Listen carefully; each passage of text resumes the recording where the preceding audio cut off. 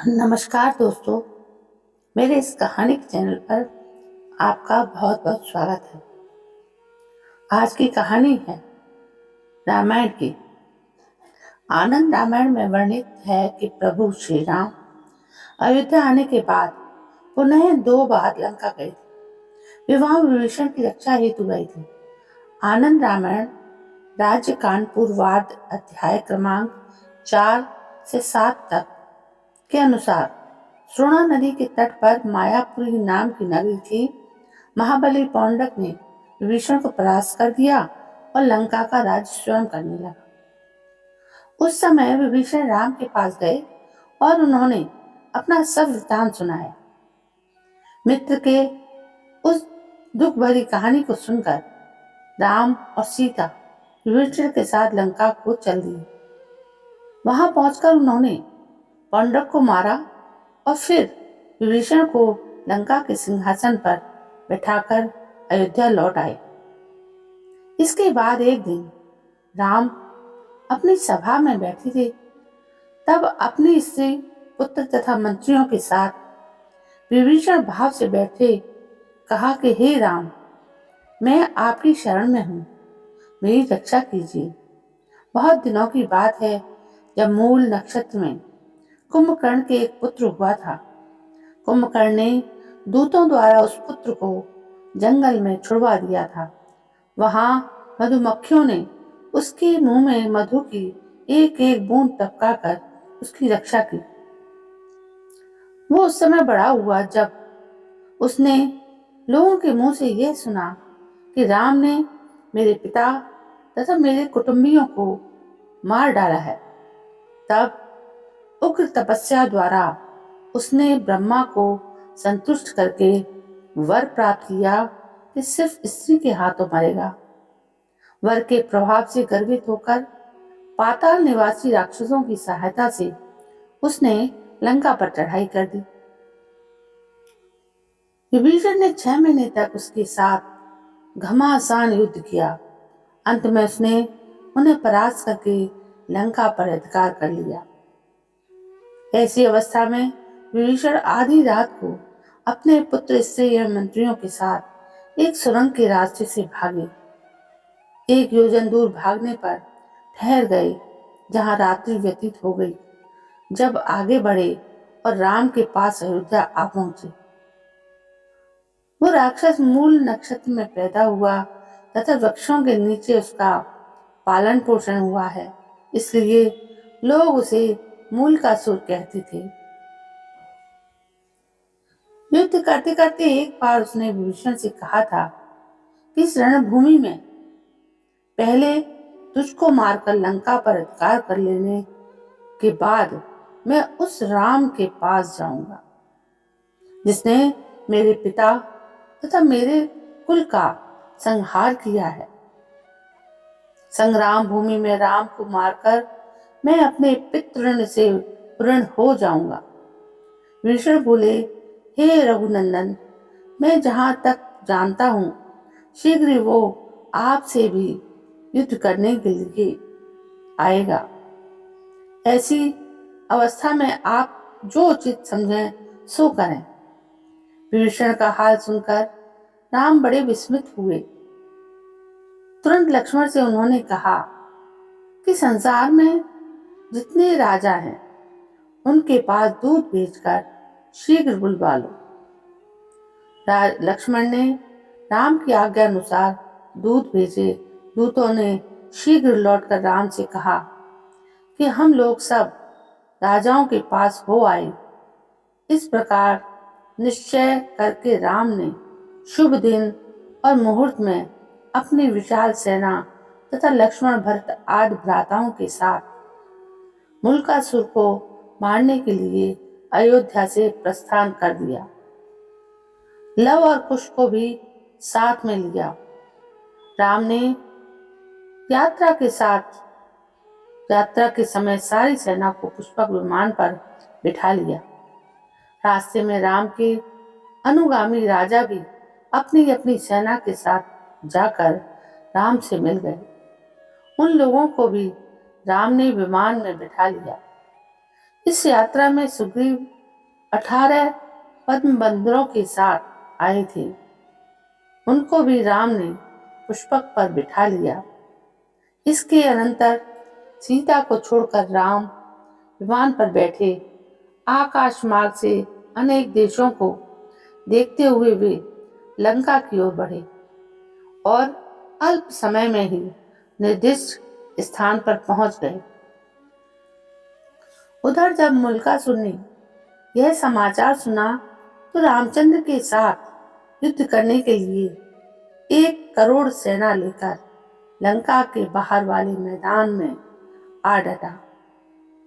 उस समय ब्रह्मा के वरदान से वो बड़े घमंड में था, फिर क्या कहना था। राक्षस गण वानरों को लातों से मारने लगे। वानर यूं थे न पहाड़ के बड़े बड़े टुकड़े तथा वृक्षों से प्रहार करना प्रारंभ कर दिया। इस तरह 7 दिन तक उन दोनों सेनाओं में घमासान युद्ध होता रहा।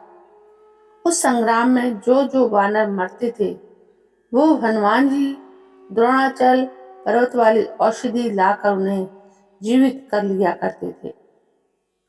राक्षसों की 1/4 सेना रह गई, शेष सब मार डाले गए। मुल्कासुर ने जब देखा कि जब थोड़े से राक्षस बचे हैं तो क्रुद्ध होकर अपने मंत्रियों, सेनापतियों और सेना को भेजकर उसने बड़ी वीरता के साथ लड़ने को ललकारा। उधर जब राम दल के लोगों ने देखा कि राक्षसों की और भी सेना आ रही है और वे अपनी तलवारों से मेरी सेना को मारकर ढेर किए दे रहे हैं, तब वे भी पर्वत की बड़ी बड़ी चट्टानों को लेकर फिर भयंकर युद्ध करने लगे और थोड़ी ही देर में शत्रु के मंत्री, सेनापति तथा सेना को यमपुर पहुंचा दिया। जब मुल्कासुर ने सुना कि वो सेना भी साफ कर दी गई है तो मारे क्रोध के तमतमा उठा और स्वयं एक दिव्य रथ पर सवार हो तथा थोड़ी सी सेना साथ में लेकर लड़ने को चल पड़ा। राम के साथ वाले राजाओं ने अब उसे लड़ने को तैयार देखा तो वे भी मैदान में आ गए। उन लोगों ने दुंदुभी की घनघोर गर्जना के साथ उस राक्षस पर बाणों की वर्षा प्रारंभ कर दी, लेकिन मुल्कासुर ने क्षण भर में उन लोगों को मूर्छित कर दिया। जब राजाओं को मूर्छित देखा तो रामचंद्र जी की आज्ञा से सुमंत्र आदि मंत्री अपनी अपनी सेना के साथ लड़ने के लिए गए। मंत्री भी बेहोश हो गए तो कुश आदि बालक जाकर लड़ने लगे। कुश आदि के पहुंचने पर वहां भीषण युद्ध हुआ। कुछ देर बाद कुश ने अपने बाणों से मुल्कासुर को उठाकर फेंक दिया और वो लंका के बाहर में जा गिरा, किंतु तुरंत उठ खड़ा हुआ और उत्तम शस्त्र तथा रथ प्राप्त करने की इच्छा से एक कंदरा में घुस गया, द्वार बंद कर लिया और वहां व्यभिचार की क्रिया के अनुसार हवन आदि करने लगा। जब विभीषण ने हवन के धुएं को देखा तो भाइयों की मंडली में कल्प वृक्ष के नीचे बैठे हुए रामचंद्र के पास जाकर इस प्रकार कहा, हे राम, वो कंदरा में बैठा हवन कर रहा है, अतएव फिर वानरों को भेजिए।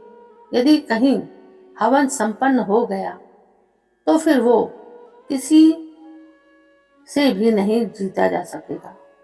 इसी बीच में बहुत से देवताओं के साथ ब्रह्मा जी वहां आ पहुंचे और राम ने उनको प्रणाम करके विधिवत पूजन किया थोड़ी देर बाद ब्रह्मा ने राम से कहा, हे रघुनंदन, हे राम, बहुत दिनों की बात है, मुल्कासुर घोर तपस्या कर रहा था। अंत में वो वर मांगने पर मैंने उसे यह वरदान दिया है कि तुम किसी स्त्री के मारने से ही, वीर के मारने से नहीं मरोगे, अतएव पुरुष के हाथ से उसकी मृत्यु नहीं होगी। यह किसी स्त्री के हाथों ही मारा जा सकेगा। एक कारण यह भी है कि एक बार शोकाकुल होकर मूलकासुर ने एक ब्राह्मण मंडली के समक्ष कहा था कि चंडी सीता के कारण ही मेरे कुल का नाश हुआ है। इस बात को सुनकर एक ऋषि ने उनको श्राप दे दिया कि जिस सती साध्वी सीता के लिए तू ऐसे अपमानजनक शब्दों का प्रयोग कर रहा है, वही सीता तुझे भी शीघ्र ही मारेगी। मुनि का श्राप सुनकर मूलकासुर ने उसे तुरंत मार डाला। फिर उसके डर से शेष ऋषि चुपचाप बैठे रह गए। मेरे कहने का मतलब यह है कि उस ऋषि के श्राप तथा मेरे वरदान से सीता के हाथों से ही इस अधम की मृत्यु होगी, इसमें कोई संदेह नहीं है। राम ने ब्रह्मा की बातें सुनकर विभीषण से कहा कि आज मुल्कासुर के यज्ञ में विघ्न डालने की कोई आवश्यकता नहीं है। जब सीता यहाँ आ जाए तब वानरों को उनके यज्ञ में विघ्न डालने की आज्ञा दी जाए।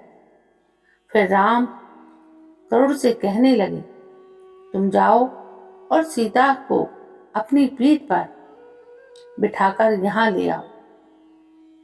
चलते समय रास्ते में हनुमान जी दुष्टों से उनकी रक्षा करते रहेंगे। रामचंद्र की आज्ञा को सादर स्वीकार करके वे दोनों वहां से अयोध्या के लिए चल पड़े। सीता अयोध्या में श्री राम का स्मरण करती हुई उनके वियोग से व्याकुल रहा करती थी। थोड़ी देर में बाद गरुड़ और हनुमान जी अयोध्या पहुंचे। राम की आज्ञा अनुसार सीता उसी दिन कुछ ब्राह्मणों और पुरोहितों तथा अग्नि को साथ लेकर गरुड़ पर जा बैठी और अयोध्या से निकली। सीता गरुड़ पर सवार हुई। हनुमान जी सीता की रक्षा करने लगे और सीता रास्ते में के अनेक देशों को देखती हुई लंका की तरफ चली।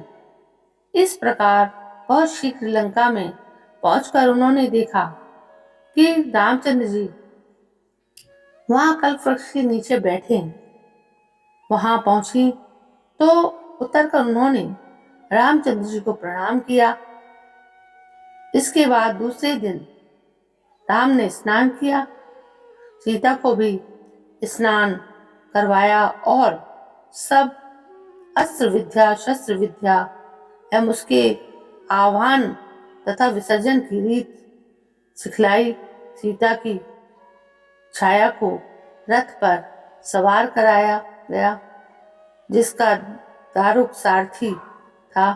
विविध प्रकार के अस्त्र एवं गदा पद्म उसमें रखे गए और रथ के ऊपर गरुड़ से अंकित पताका का फहरा रही थी। उस पर बढ़िया छत्र लगा हुआ था और सुवर्ण के दंड लगे थे।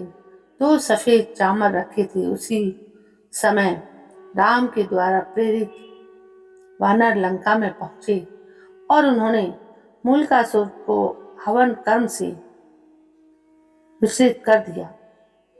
फिर लौटकर वे वानर राम के पास पहुंचे और सब समाचार सुनाया। उधर मूलकासुर कुपित होकर रथ पर जा बैठा और संग्राम के लिए चल पड़ा। जाते जाते रास्ते में एक जगह उसका मुकुट माथे से खिसक कर जमीन पर गिरा और वो स्वयं भी फिसल कर गिर पड़ा। फिर भी वो लौटा नहीं, उसी गर्व के साथ रणभूमि में पहुंचा। इधर सीता भी रथ पर बैठी हूँ और अपने लक्ष्मण आदि वीर सैनिकों के साथ रणभूमि की ओर चल पड़ी। इसके अनंतर उस छायामयी सीता ने अपने धनुष का विकराल टंकार किया और संग्राम भूमि में जाकर डटी। जाकर उस तब मिल्कासन ने भी उन्हें देखा। उन्हें देखकर कुंभकर्ण के बेटे ने घबरा कर कहा, तुम कौन हो? यहाँ युद्ध करने के लिए क्यों आई हो? इन बातों का उत्तर दो, और यदि तुम्हें अपने प्राण प्रिय हो तो मेरे आगे से हट जाओ। स्त्रियों से नहीं लड़ना चाहता। थोड़ी ही देर बाद प्रमुख सीता आकाश में राम के साथ विमान पर बैठी हुई दिखाई पड़ी। वहां से पर्वतों को भी डरा देने वाले स्वर में सीता कहने लगी, सुन मिल्कासुर, इस समय उग्र रूप धारण किए मैं चंडिका सीता हूँ। आज तुम्हें मारकर ही मैं जाऊंगी। इतना कहकर सीता ने अपना धनुष उठाया और तड़ातड़ 5 बाणों से मिल्कासुर पर प्रहार किया। उसके अनंतर उस दैत्य ने भी अपना धनुष संभाल कर सीता के ऊपर कई बाण चलाए।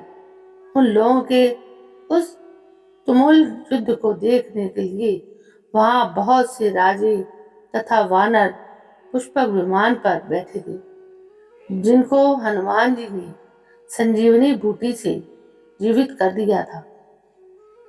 थोड़ी देर बाद वानरों ने देखा कि राम जी सीता माता के साथ कल्प वृक्ष की छाया में स्वर्ण जटिल आसन पर बैठे हैं। स्वर्ण जड़ित दासियां पंखा झल रही हैं और उनके आगे पीछे तकिया लगी हुई है। रामचंद्र जी वहीं से बैठे छाया में सीता तथा मिल्कासुर के युद्ध को देख रहे थे। सीता ने पवनास्त्र छोड़कर उसका निवारण किया। उसके अनंतर वेग के साथ उसने सर्वास्त्र चलाया। सीता ने गरुड़ास्त्र छोड़कर उसे व्यर्थ कर दिया। इस प्रकार सीता और मिल्कासुर में 7 दिन पर्यंत महान युद्ध होता रहा। तदंतर कुपित होकर सीता ने मिल्कासुर का नाश करने के लिए अपना एक दिव्य अस्त्र चलाया, जिससे पृथ्वी जगमगाने लगी और समुद्र अपनी मर्यादा को लांघकर बड़ी बड़ी लहरें उछालने लगा। 10 दिशाएं धूल से व्याप्त हो गईं और उन चंडी रूप धारणी सीता के रूप उस महान दिव्य अस्त्र से बात की बात में मिल्कासुर के मुंड को शरीर से अलग कर दिया गया। उसका एक हिस्सा लंका के राजद्वार पर जा गिरा। इस घटना ने लंका नगरी के दैत्यों में हाहाकार मचा दिया। उधर देवताओं ने प्रसन्न होकर अपनी दुंदुभी बजाई और अपने अपने विमानों पर बैठकर वे आकाश से आए और राम तथा सीता पर उन्होंने पुष्प वृष्टि की। उसके बाद सीता की छाया राम के समीप पहुंची। वहां वो राम तथा सात्विका सीता को प्रणाम करके उन्हीं के स्वरूप में लय हो गए। उस समय फिर देवताओं ने अपने मंगल वाद्य बजाए और अप्सराएं नाचने लगी। इसके पश्चात विभीषण ने भगवान से प्रार्थना की कि पहले जब आप रावण को मारने के लिए लंका आए थे तो सीता की आज्ञा न होने के कारण आपने नगरी में प्रवेश नहीं किया था, किंतु अब की बार आप मेरे घर पधार कर मुझे कृतार्थ करें। राम ने यह प्रार्थना स्वीकार कर ली और अपने पुष्पक विमान पर बैठकर लंका में अपने मित्र विभीषण के भवन में पधारे। वहां पहुंचकर राम ने विभीषण का राज्याभिषेक किया और लंका के राजा के रूप में सिंहासन पर बिठाया। उस समय लंका में बड़ा उत्सव मनाया गया था। इसके बाद विभीषण ने राम, सीता तथा लक्ष्मण आदि का विविध रत्नों और वस्त्राभूषणों से सत्कार किया। तत्पश्चात उन्होंने अपनी सारी संपत्ति राम को अर्पण कर दी। उस समय विभीषण की सारी संपत्ति में से राम को कपिल वाराह की मूर्ति अच्छी लगी, जिस पूजा को रावण स्वयं करता था। विभीषण ने राम को वो दे दी। उस मूर्ति के विषय में ऐसा सुना जाता था कि कपिल भगवान ने अपनी मन शक्ति से उस मूर्ति की रचना की थी। बहुत दिनों तक कपिल मूर्ति ने स्वयं उसकी पूजा की। उसके बाद वो इंद्र के हाथ लग गई। जब रावण ने इंद्र से संग्राम करके उसे पराजित किया, तब रावण उस मूर्ति को इंद्र से छीन लिया और बहुत समय तक उसका पूजन करता रहा। आज उसे ही विभीषण ने राम को अर्पण कर दिया। राम ने बड़े प्रेम से उसे अपने पुष्पक विमान पर रखा। उसके पश्चात राम और लक्ष्मण आदि देवरों तथा कुश आदि बच्चों के साथ सीता उस वृक्ष के नीचे पहुंची, जहां रावण ने हर के जाने के पर बहुत दिनों तक रह चुकी थी। वहां पहुंचकर सीता ने बतलाया कि यह वही स्थान है जहां आपसे विमुक्त होकर मैं बहुत दिनों तक रही। इसके अनंतर राम के दाहिने हाथ की उंगली पकड़कर सीता अशोक वाटिका में इधर उधर घूमती हुई उन स्थानों को दिखलाने लगी जहाँ स्नान आदि क्रिया करती थी। घूमती घूमती सीता त्रिजटा के स्थान पर पहुंची और विविध प्रकार के वस्त्राभूषणों से त्रिजटा का सत्कार किया। जब त्रिजटा प्रसन्न हो गई तो विभीषण ने सीता से कहा, जिस समय राक्षसियां अपना भयानक रूप दिखाकर मुझे डराती धमकाती थी, तब यह त्रिजटा ही मेरी रक्षा करती थी। मैं तुमसे विनय पूर्वक कहती हूँ कि सर्वदा तुम मेरी ही तरह इसका सम्मान करना। इतना कहकर सीता ने त्रिजटा का हाथ उनके हाथों में थमा दिया।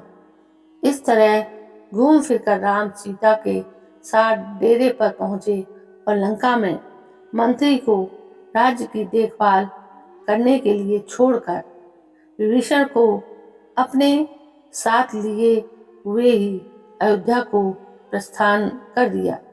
इसके अनंतर राम पुष्पक विमान पर बैठे और अनेक देशों को देखते हुए अयोध्या को चल पड़े। अयोध्या पहुंचने पर प्रजा ने राम पर पुष्पों की वृष्टि की। इसके बाद राम अनेक महिपालों के साथ अपने सभा भवन में गए। सीता अपने महलों में चली गई। बाद में रामचंद्र जी ने कहा कपिल वाराह मूर्ति की स्थापना की। एक दिन रामचंद्र जी ने प्रसन्न होकर वो शत्रुघ्न को दे दी। इस प्रकार यहाँ सिद्ध होता है कि सीता जी भी युद्ध में कौशल थी और ये भी पता चलता है कि राम जी एक नहीं बल्कि 3 बार लंका गए थे। एक बार रावण को मारने, फिर पौंड्रक को मारने और अंत में सीता जी की सहायता से मिल्कासुर का वध करने। तो दोस्तों, विचित्र कहानियां हैं रामायण और महाभारत में। रामायण को तो जितना पढ़ो, जितना देखो, जितनी तरह की रामायण है हमारे यहाँ, हमारी दुनिया में, वो सारी रामायण में कुछ ना कुछ अद्भुत कहानियां हैं। है तो रहस्य, पर पता नहीं कितनी सत्य है, कितनी झूठ है।